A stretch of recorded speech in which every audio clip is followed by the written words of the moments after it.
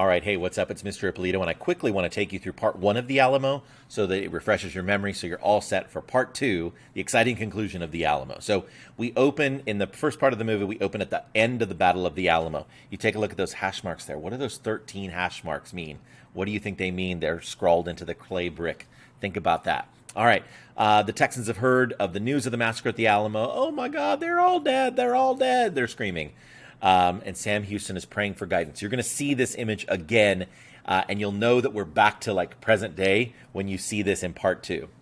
Played by Dennis Quaid, by the way, of The Parent Trap, which was a delightful movie. All right, 1 year earlier, so then we go to the flashback, right? 1 year earlier, Sam Houston convinces Davy Crockett to join him. 640 acres of your choosing, right? Davy Crockett, of course, is a legendary figure in America. He is played on stage in these stage shows. So Juan Seguin is Sam's friend. He's Sam's friend. He's also Jim Bowie's friend as well. He's like, all right, Sam, you got to keep calm when you're talking about to the Texan leaders. Some of them, they're ready to remove Houston, right? Because they think that he's moving too slowly. But Sam Houston has a plan. He's like, you know what? We got to do this the right way. But they're like, no, we got to fight. We got to fight. And Sam Houston's like, calm down. I got a plan. Jim Bowie comes in to save the day. Jim Bowie, of course, is the guy with the Bowie knife, the large knife. He convinces them, you know what? We got to calm down. Just trust Sam Houston. And then we introduce William Travis. He's divorcing his wife. We learn that they have a son and daughter together and that he's kind of a jerk because he's basically abandoning his family in order to take this job. Then we go back. Sam Houston and Jim Bowie, they're drinking, they're talking, and Houston's like, he's looking for some reassurance. Like, am I doing the right thing? And, Jim Bowie's like, yeah, you're doing the right thing. We go back to William Travis. Promises his son who will see him again. This is perhaps one of the greatest quotes of the movie. One crowded hour of glorious life is worth an age without a name. One crowded hour of glorious life is worth an age without a name. So that quote really makes you think. I hope you think about like what is the meaning of that quote. Jim Bowie, so like everybody's kind of converging on San Antonio now because that's where the Alamo is. He comes back, he sees his house. He hasn't been to the house in years. It's as though he was trying to forget something. Well, what was he trying to forget? Then we see the flashback of him in happier times. There's his wife. He was married at one time, and at one time he was happy. We assume we figured out that his wife has died, right? So William Travis finally arrives in San Antonio. He wants to see what's so special about this place, so he goes and kind of surveys the land. He's talking to the current commander of the Alamo, who's like, you know what, I got to go, so deuces, I'm out of here. And now Lieutenant Colonel William Travis is officially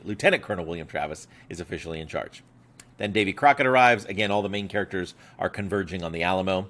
And then that's when we meet General Antonio Lopez de Santa Anna. Very bad guy. You're going to see along the way, like, all the different ways, and I want you to pay attention to all the different ways in which the filmmaker really portrays him, probably as even a worse human being than he really was in real life, but they're really trying to turn him into this bad guy, right? Davy Crockett plays a mean fiddle, but the celebration in the Alamo won't last long. Colonel Bowie and Colonel William Travis, they clash for control of the men, right? The men, they like Jim Bowie better, so they vote him as their leader. The Tejanos, those are the Mexicans who are fighting alongside the Americans, the Texans, right? And his friend says, why do you choose to help these lowlifes, these, la basura, like this garbage? Why are you helping them? And Seguin basically says, the enemy of my enemy is my friend, right? So I hate Santa Anna, so we can align ourselves with the Americans to try to defeat Santa Anna. We also learned that Colonel Bowie's coughing up blood. He has a disease called consumption, a lung disease, which today we know is tuberculosis, but back then they called it consumption. So the Mexican forces, they surround San Antonio. The Mexican army starts to converge, and so the townspeople they leave the town, they leave the village, and they all seek shelter within the Alamo. Santa Anna has a creepy smile. They try to negotiate some sort of truce, but it's really just a surrender. They're gonna die, and so it's just not gonna work for either side. It's especially not gonna work because William Travis orders his men to fire the cannon on the Mexican army. So there's no truce possible at that point, and so then that's when they raise the flag, right? Muerte a las traidores, death to the traitors, right? Now they're really in trouble. They know that the Mexican army, Santa Anna, is intent on killing every single man in that Alamo there.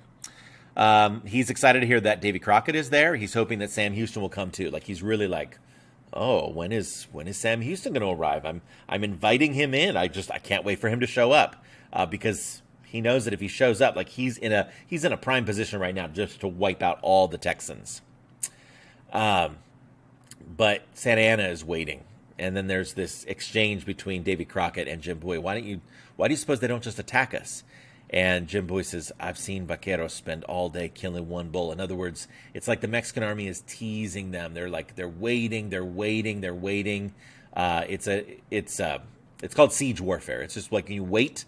You're surrounding a fort. You're surrounding a city, a town, a village, and you're just waiting for the right moment to pounce.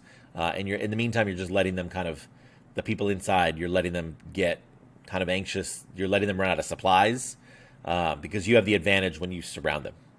And then they play the music, right? They play the band music every night. Dun, dun, dun, dun, dun, dun, dun. They're playing that music every single night, the Mexican army. And Davy Crockett says, well, gee, it's awful nice of them to serenade us.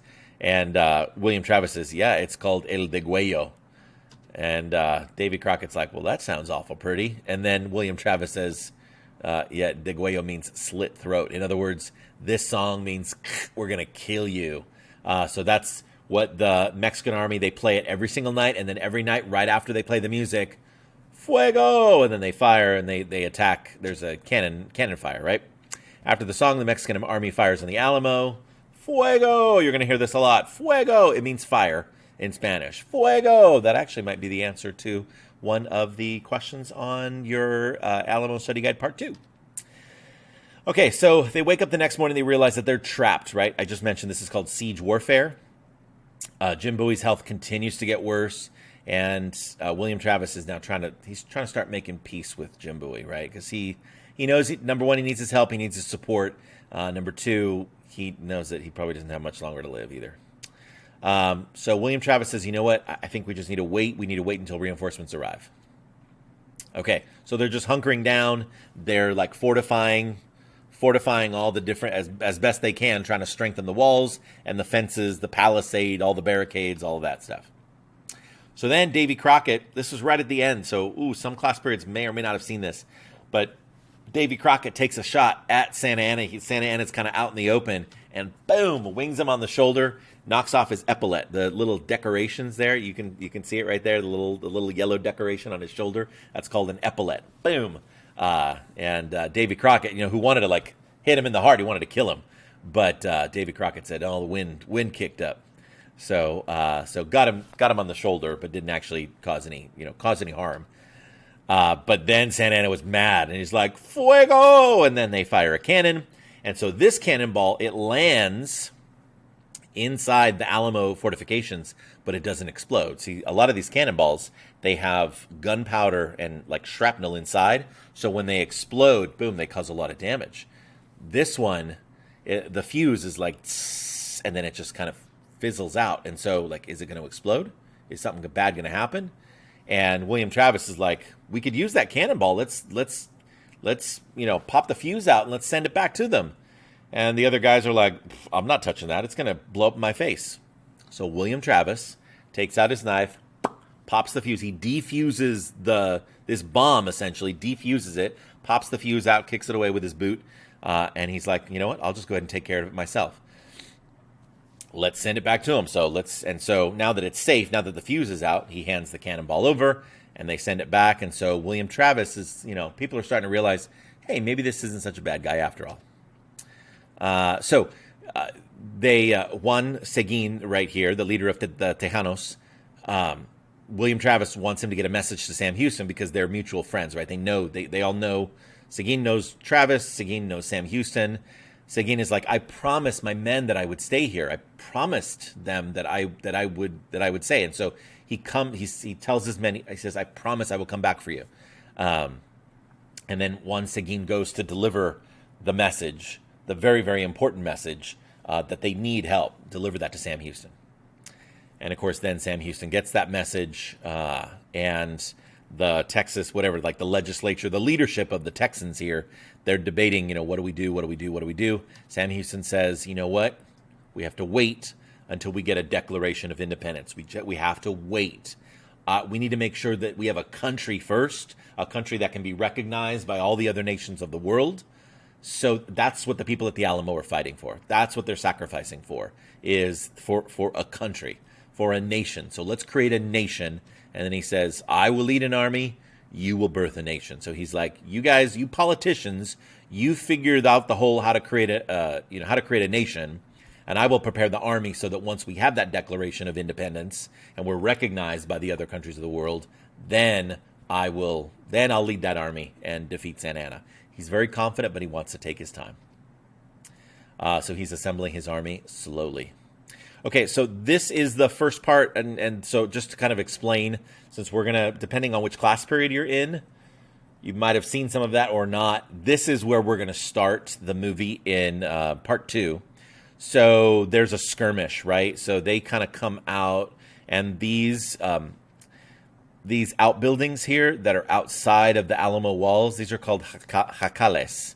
Jacales, Jacales, jacales.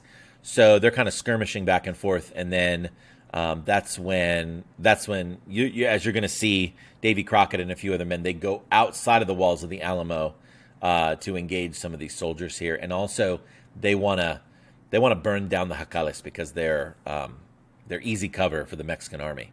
So then he sees, you'll see this, he sees like a teenage soldier. He's probably 14 or 15 years old, and Davy Crockett witnesses him die. And so that's really sad. Like, Davy Crockett doesn't like this. Anyway, it's just a bad experience for him. And he sees that he's just a teenager, and he's not proud of himself. Okay. So now, a little bit of crossover there. I explained kind of a little bit of what you're about to see, but please enjoy part 2 of Disney's The Alamo. Enjoy.